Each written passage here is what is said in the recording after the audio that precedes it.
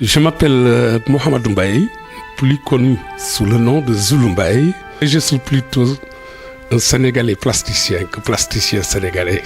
Il y a une nuance là. Mais parce qu'un plasticien sénégalais, pour moi, ça ne veut rien dire. Je suis un Sénégalais qui fait des arts plastiques.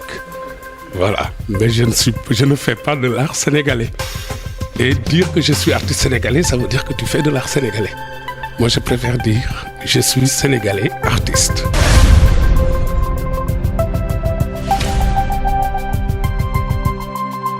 En fait, j'ai commencé très jeune. En Europe, quand je parle de mon âge pictural, artistique, les gens me demandent si je n'ai pas commencé depuis le berceau. Non, c'est à 15 ans que j'ai été mis dehors du lycée. Et voilà, et l'histoire, le destin, les choses ont voulu que je rencontre des gens, des hommes, des gens du monde de l'art qui ont guidé mes pas dans ce métier. Et donc, depuis 1970, où ma famille de Thiès m'avait envoyé à Dakar pour faire les cours pigés, parce qu'ils s'attendaient à ce que je sois un expert comptable. Mais l'art a eu le dessus sur la comptabilité. Aujourd'hui, vous êtes un artiste et par exemple, est-ce que vous avez pensé un peu à une ville comme Dakar, faire la ville de Dakar? Est-ce que ça fait partie de vos perceptions, vous en tant qu'artiste? C'est que ce n'est pas ma conception de l'embellissement de la cité. Moi, je pense qu'on ne nous tend pas la perche. Mais le Sénégal a assez d'artistes qui, que ce soit du ministère de la Culture ou d'autres organismes, on leur proposé les moyens de participer à l'embellissement de la ville. Je pense qu'on a des idées. Mais moi particulièrement, ça me plairait bien sûr que de ma peinture, parce que je ne suis pas un sculpteur, mais ma peinture est tellement proche de la sculpture que, en collaboration avec un sculpteur, on pourrait faire quelque chose de monumental dans une place publique de Dakar. Des choses comme ça m'intéresse, participer. Mais je n'ai pas la prétention de faire de Dakar... l'Athènes de l'Europe, quoi. Je vais vous montrer une chose. Un élément, on va aller là. Cet élément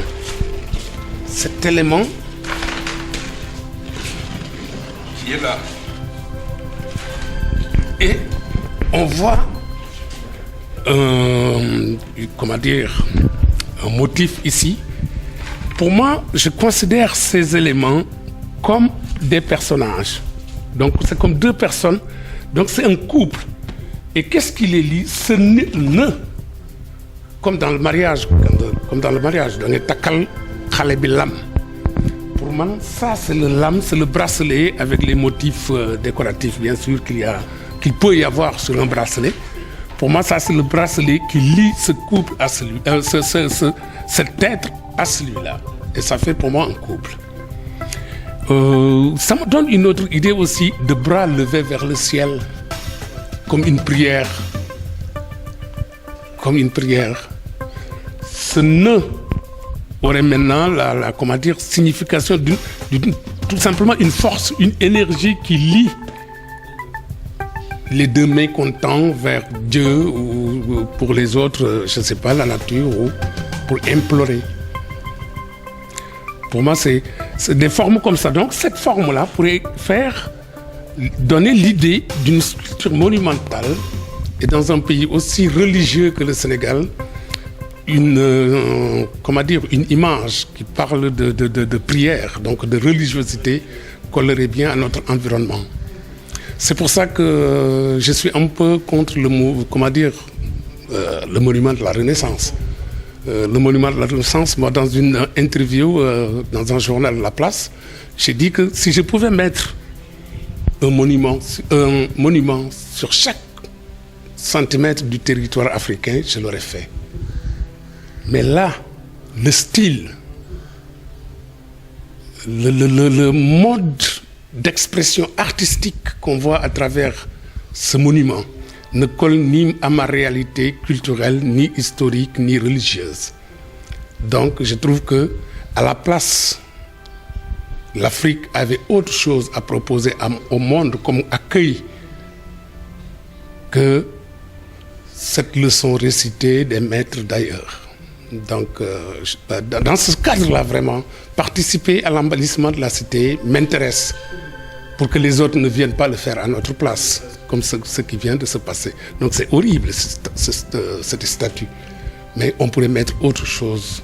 Il ne suffit pas tout simplement de dire je sais faire un projet et de le faire et de savoir que ça n'aboutira pas.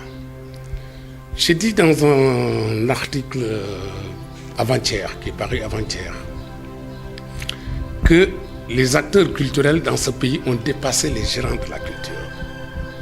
C'est-à-dire que quand tu viens vers les gérants de la culture, toi, en tant qu'acteur culturel, avec ton projet, ces gens-là ne sont pas préparés pour comprendre ce que tu viens leur dire. Parce qu'ils ont une idée fixe et fermée, arrêtée de l'artiste qui fait que le courant ne passe pas. Et je peux en citer un très bel exemple. En décembre, la Commission nationale d'organisation du FESMAN m'a appelé comme expert du milieu des arts plastiques. Et donc, confectionner un projet de participation des plasticiens au FESMAN. Je l'ai fait. Je suis allé dans les commissions où ce projet se discutait et j'ai expliqué comment je voyais la participation des plasticiens. Il y a eu un volet, mais très intéressant, mais un volet, mais comment dire, quand les choses sont passées et qu'on ne sait pas les rattraper, c'est fini, parce que le moment qui était le moment du Festival mondial, où le Sénégal avait invité 80 pays, où le monde noir artistique se retrouvait. Donc, ce moment historique, nous l'avons perdu. Et l'histoire, c'était quoi?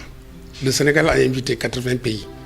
De ces 80 pays, nous, artistes sénégalais, nous voulons en inviter 50 un jour au Village des Arts. Nous allons préparer de notre côté 50 artistes qui vont, avec les 50 autres des 80 pays invités, faire 100 toiles. Le thème du FESMAN, c'est la Renaissance. On les appellera peut-être les toiles de la Renaissance. L'aboutissement de ce projet, ça peut être quoi? Après son impact culturel, artistique, historique, symbolique, ça peut être quoi? Ça peut, comment dire, participer à la promotion de l'art sénégalais, qui d'accord a traversé des frontières, mais qui reste encore, dont la marche reste encore un peu timide.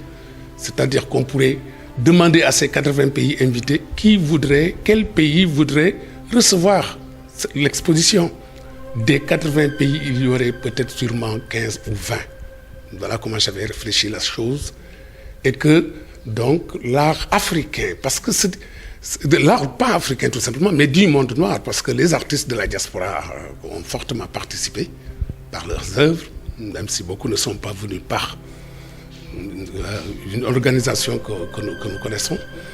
Mais on a perdu comment dire, cette chance.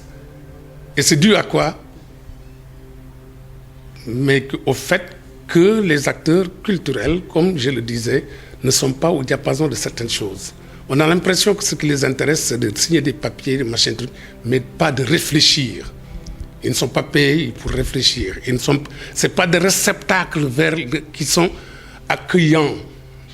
Je pense que le ministère de la Culture, aujourd'hui qu'il a la chance d'avoir un acteur culturel comme guide, je pense qu'il y aura beaucoup plus d'écoute, beaucoup plus de possibilités d'entendre, parce que nous sommes tous des artistes. Heureusement, notre ministre est un artiste et nous attendons que sur ce plan-là, que les choses changent, que les artistes aient la possibilité de proposer des projets, comme vous le dites, pour l'embellissement de la ville. Mais ça, il faut une volonté politique qui soit là, qui soit attentive pour que ces projets-là puissent naître, parce qu'ils ont assez d'artistes qui n'attendent que ça pour montrer ce qu'ils savent faire. Mais quand tu sais faire quelque chose et que tu n'as aucun espace pour le faire, alors là, voilà ce qui est. Le problème, il se situe là. Mais nous attendons comment dire, que de voir un esprit ouvert à ces questions-là et le peuple sénégalais saura qu'il a des artistes. Aujourd'hui, tout est fait en usine, machin truc. On ne sent pas la main humaine dans les choses. Alors que les choses qui sont faites avec la main humaine, ils ont une autre sensualité, ils dégagent autre chose d'humain tout simplement, qui n'est pas des propriétés qui appartiennent par exemple à la machine. Dans l'usine qui fabriquerait des sandales ou machin truc, moi j'aime bien aller à chez mon cordonnier de Ngaye.